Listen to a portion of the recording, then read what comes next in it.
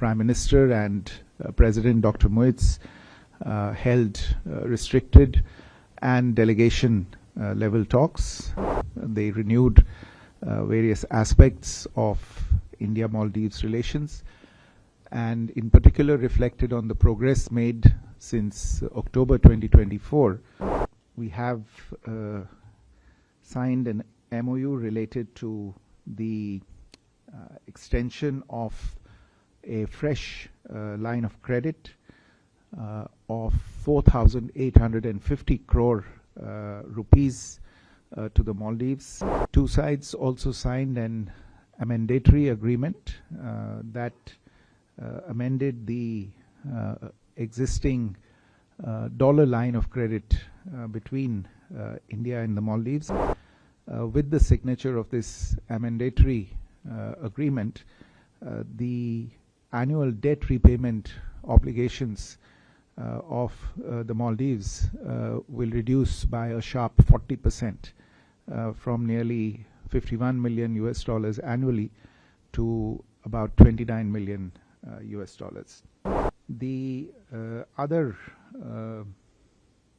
understandings signed today include an MOU on cooperation in the field of fisheries and aquaculture, an MOU on cooperation in the field of sharing successful digital solutions that have been implemented at population scale for digital transformation between the Ministry of Electronics and IT of India.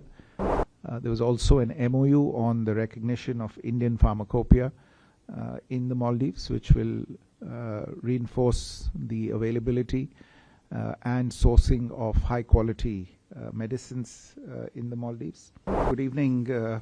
Thank you all for joining this briefing. As you would be aware, the Prime Minister is on a 2-day state visit to the Maldives. You're all familiar with the fact that this is his third visit to the Maldives, and he also happens to be the first head of government to be visiting the Maldives during the administration of President Moitz. Earlier this morning, on arrival at the airport, the Prime Minister was warmly received by President Dr. Moitz and members of his cabinet at the airport. This was a very special gesture by the President. The Prime Minister was also accorded a ceremonial guard of honor and welcomed with a special cultural performance. In the afternoon today, the Prime Minister and President Dr. Moitz held restricted and delegation level talks. This gave both leaders the opportunity to review the entire gamut of issues in the bilateral relationship.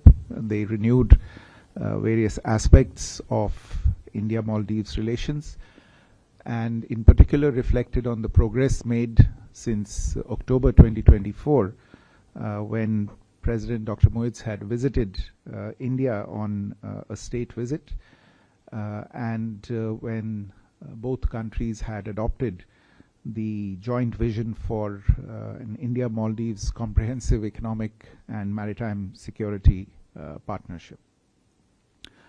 You would already be familiar with, or you would have seen the ceremony for exchange of memoranda of understanding and agreements between the two sides. Let me just review the key agreements and MOUs that have been signed.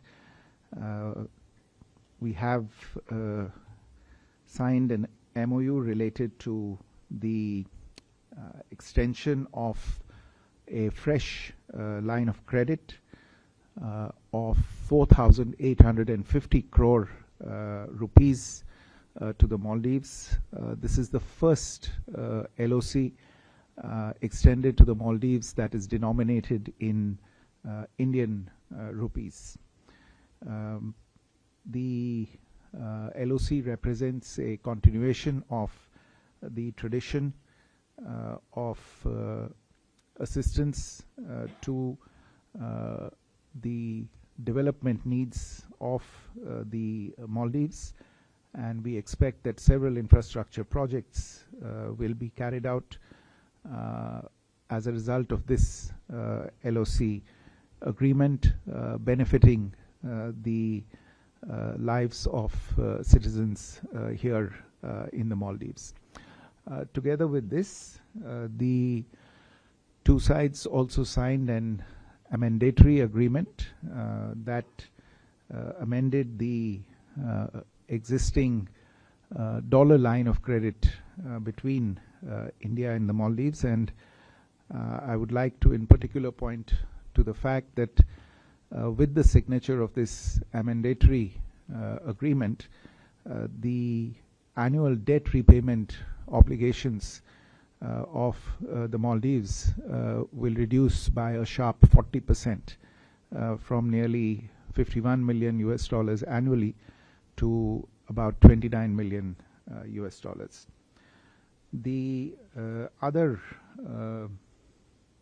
understandings signed today include an MOU on cooperation in the field of fisheries and aquaculture, an MOU between the Indian Institute of Tropical Meteorology of the Ministry of Earth Sciences and the Maldives Meteorological Services in the Ministry of Tourism and Environment, an MOU on cooperation in the field of sharing successful digital solutions that have been implemented at population scale for digital transformation between the Ministry of Electronics and IT of India and the Ministry of Homeland Security and Technology of the Maldives.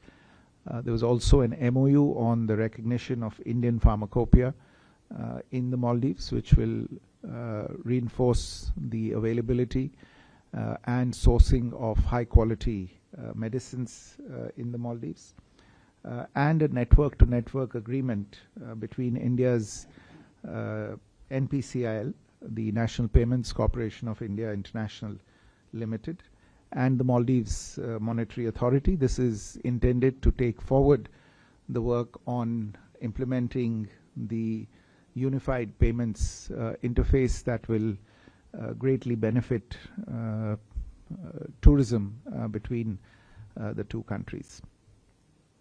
In addition to that, there were a number of announcements and events that took place during the course of the day. The two countries have agreed to launch negotiations on an India-Maldives free trade agreement. On the occasion of the 60th anniversary of the establishment of diplomatic relations, the two sides issued commemorative stamps. The Prime Minister also handed over 3,300 social housing units in Hulu Male that were built under the Indian Buyers Credit Scheme. The two leaders also together inaugurated the roads and drainage system project in Adu City, 6 high-impact community development projects, and just now, a short while ago, the Ministry of Defense building in Male.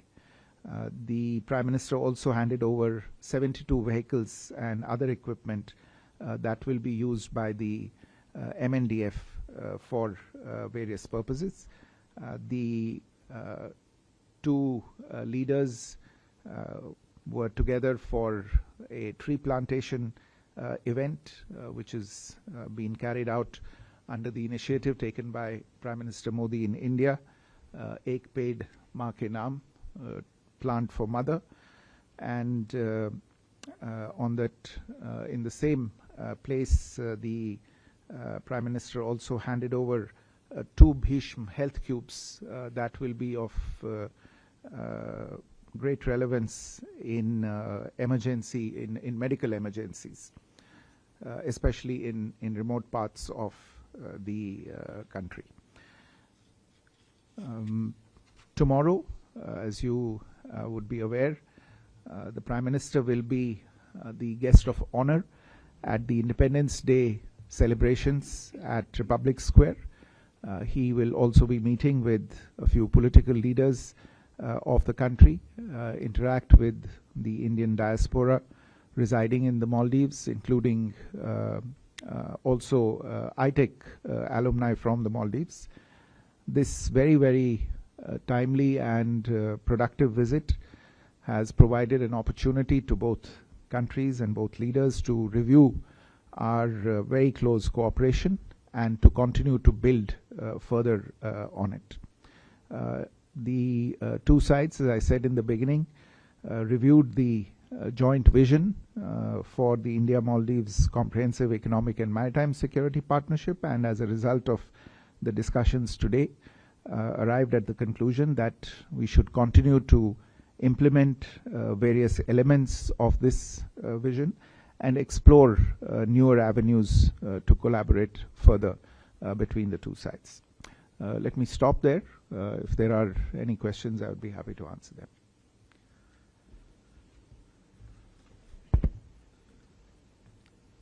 Okay, can we start from here? Ayushi?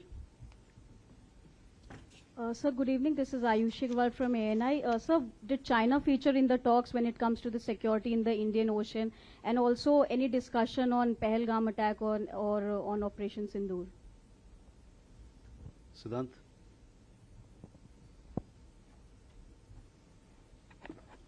Hi, sir. Hi, sir. Siddhant from WION. How much will you see this visit as a turnaround in the relationship? Given last year the relationship was not doing so well, but looking at the comments from both the leaders today, it looks like that it is firmly on a very positive trajectory. Meera? Okay. Meera, please. Thank you. Meera Srinivasan from Hindu. Secretary, you mentioned that there's a 40% reduction in the annual debt repayment obligation consequent to today's agreement. So could you tell us which period of debt this pertains to, debt taken from when to when? And if possible, what is the total amount of debt that this pertains to? And the second question is this in response to a request from the Maldivian side for a possible debt cancellation or a moratorium? Thank you. Siddhant? Hi, Foreign Secretary. I'm Siddhant from CNN News 18. Foreign Secretary, if you can throw some light on the medical evacuations that India have been doing in Maldives. Has there been a request made by the Maldivian side to enhance more air medical evacuations? And if you can also throw some light on the medical tourism from Maldives to India. Thank you. Please. We have a question there, yeah. Deepak Ranjan from PTI. Prime Minister has said that we are in talks about a free trade agreement. Any timeline in which it would be completed or concluded? So, okay. Ayushi, to your question, I would say that you may have heard His Excellency the President also refer to this in his remarks at the top of the delegation level talks with the Prime Minister, that and of course we proceed on the assumption that security is an issue of mutual interest. The President expressed his commitment to the importance that Maldives attaches to security-related issues, and the commitment for the two sides to continue to work together. I think the fact that there is quite a high frequency of contacts between security authorities of the two countries, and the engagement at various levels, whether it is direct professional level exchanges between the security forces, or the training activity that is carried out, or the exercises that are carried out between various security forces. There is very close coordination on all of these issues. This remains an important issue, and we continue to work very closely together with Maldives on any issues that might impinge on not just our security but our common security in this region that we share. On Pahalgam as well, again, the President reiterated the Maldives' condemnation of the attack and reiterated the solidarity and support of the people of the Maldives with India following this attack. Siddhant, your question on the turnaround in the relationship. I wouldn't say that, the impression is that these are overnight things or sudden developments. This is a very close relationship. It has a basis and a foundation that goes back a long way. There may be instances or events or things that may happen from time to time, but there is a fundamental understanding between the two sides and the two countries on the importance and the significance of this relationship. As I have had occasion to say earlier as well, both sides have applied themselves to the relationship, to addressing issues in the relationship, and both sides have paid attention, including at the very highest levels, to addressing concerns that might be there. And I think you see the result of that effort that has been made at both ends. And the fact that you have, within the space of about 10 months, reciprocal visits at the highest levels possible, just testifies to and signifies once again the strength of this relationship. On Mira's question about the reduction of the debt obligations, you might be aware that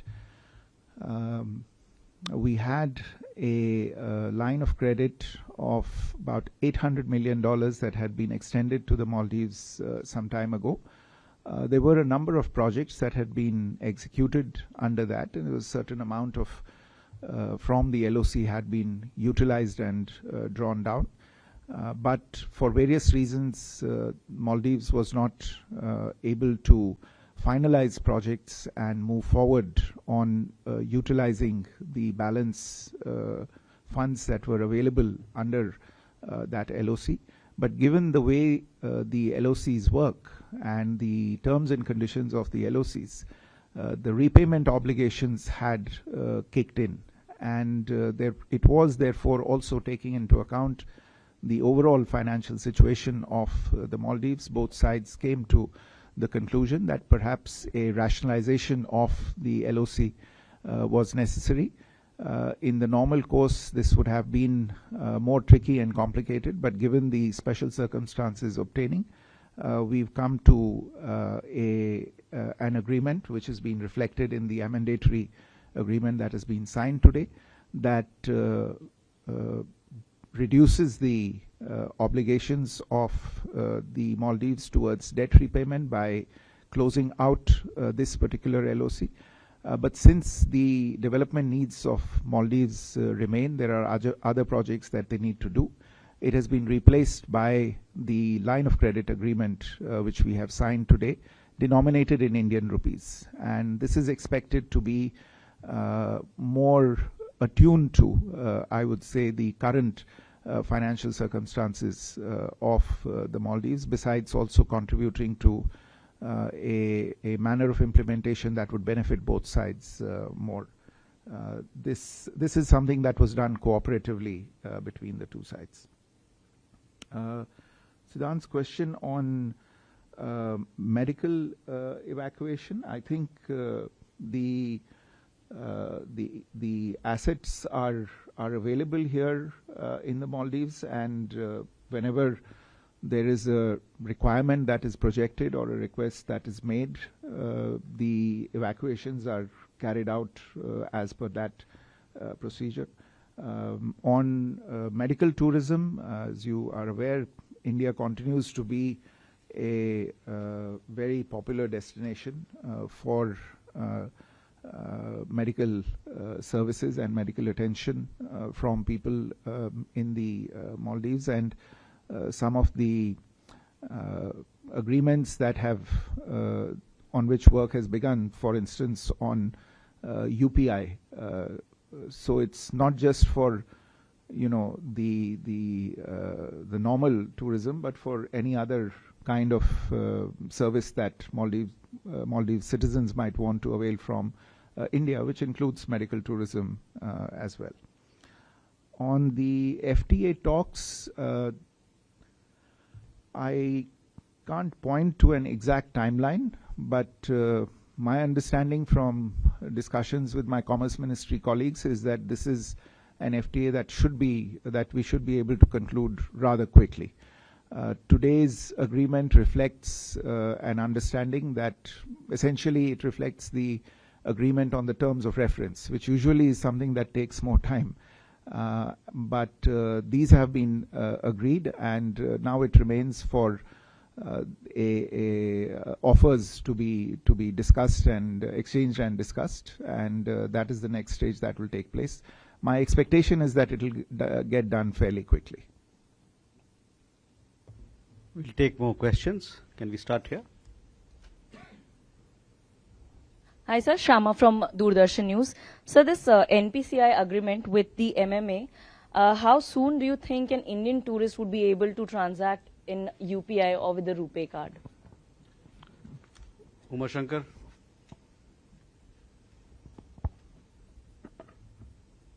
Independent journalist. My question is that, is there any update on hydrographic agreement, as it was not renewed by Maldives, and also if this came up during the discussions between both the leaders? We have a question. Okay, there, please. Thank you. I'm Arosha Fernando from Maldives Republic. Secretary, I would like to ask from you, are you aware of a now deleted social media post by Abdullah bin Mohammed Ibrahim? He's President Musi's brother-in-law. He made critical remarks about Prime Minister Modi. If so, could you share how Indian government views such incident, particularly in the context of effort to strengthen the India-Maldives relationship? Thank you. Mm-hmm. Can we take a question here? Yeah. Thank you, Nazhat Raj TV here. There were certain remarks made by the President himself and some of the state ministers that were rather derogatory towards Indians and the Prime Minister Modi. It wasn't very well received by the Indian citizens, understandably so. Now, as some of the journalists did mention, this is described as a turning point, this visit especially. Does the Indian government expect Maldivian government to apologize, since the sentiments were hurt, definitely? Mm-hmm. One question here. Thank you. Adadu, Press Secretary, Foreign Secretary has mentioned before about the Indian platforms here doing the medical evacuations.